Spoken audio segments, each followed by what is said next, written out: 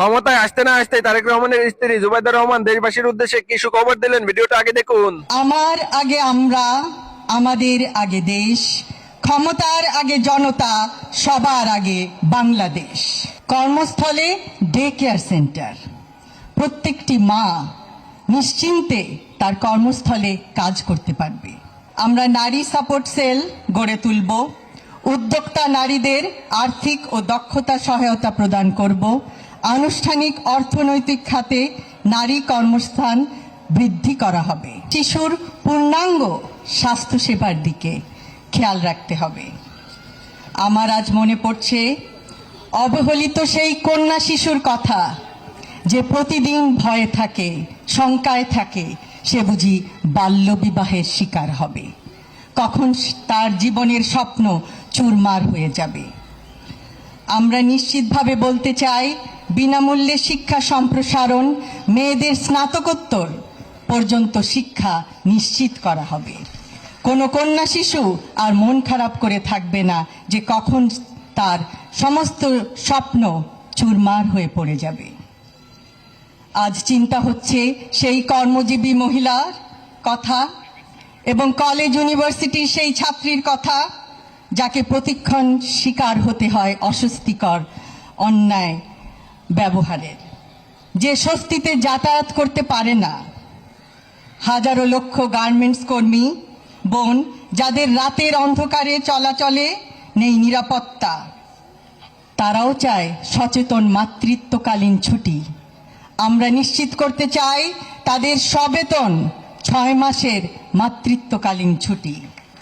আমরা নিশ্চিত করতে চাই নিরাপত্তা এবং তাদের সুরক্ষা, নিরাপদ আবাসন ও যাতায়াত ব্যবস্থা।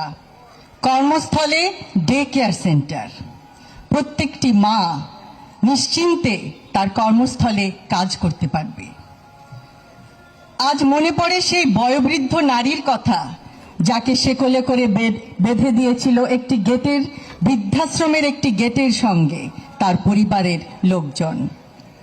সেই মায়ের প্রতি আমরা জানাতে চাই, পিতামাতার ভরণ পোষণ আইনের কার্যকর বাস্তবায়ন করা হবে। আমরা নারী সাপোর্ট সেল গড়ে তুলব, উদ্যোক্তা নারীদের আর্থিক ও দক্ষতা সহায়তা প্রদান করব, আনুষ্ঠানিক অর্থনৈতিক খাতে নারী কর্মস্থান বৃদ্ধি করা হবে। সুপরিকল্পিত রাজনৈতিক পরিকল্পনার মাধ্যমে অবশ্যই সমস্যার সমাধান সম্ভব। আজ আমাদের বহু আলোচকবৃন্দ, আমার সহ আলোচকবৃন্দ বিভিন্ন সমস্যার কথা জানিয়েছেন এই এলাকার। আমরা শুনেছি, আমরা সবাই জানি, এবং পরিবেশ সম্পর্কে, পরিবহন খাতে ট্রাফিক জ্যাম সম্পর্কে আরও বিভিন্ন সমস্যার সুনির্দিষ্ট সমাধান সুপরিকল্পিতভাবে উপস্থাপন করা হয়েছে আমাদের ইশতেহারে। আমরা পরিশেষে এই আয়োজক কমিটির প্রত্যেকটি সদস্যকে জানাই আন্তরিক ধন্যবাদ। তাদের অক্লান্ত পরিশ্রমের ফলে আজকে এই অনুষ্ঠানটি এত সুন্দরভাবে আয়োজিত হয়েছে। আমরা একে অপরের কথা শুনেছি, বুঝেছি, আরও শুনব, এবং আপনাদের সম্মিলিত প্রচেষ্টায় প্রত্যেকটি সমস্যার সমাধান যতটুকু সম্ভব লাঘব করার চেষ্টা করব। পরিশেষে বলতে চাই, আমার আগে আমরা, আমাদের আগে দেশ, ক্ষমতার আগে জনতা, সবার আগে বাংলাদেশ। সকলকে ধন্যবাদ। এই ভিডিওটা সর্বোচ্চ পরিমাণ শেয়ার করে সবাইকে দেখার সুযোগ করে দিবেন।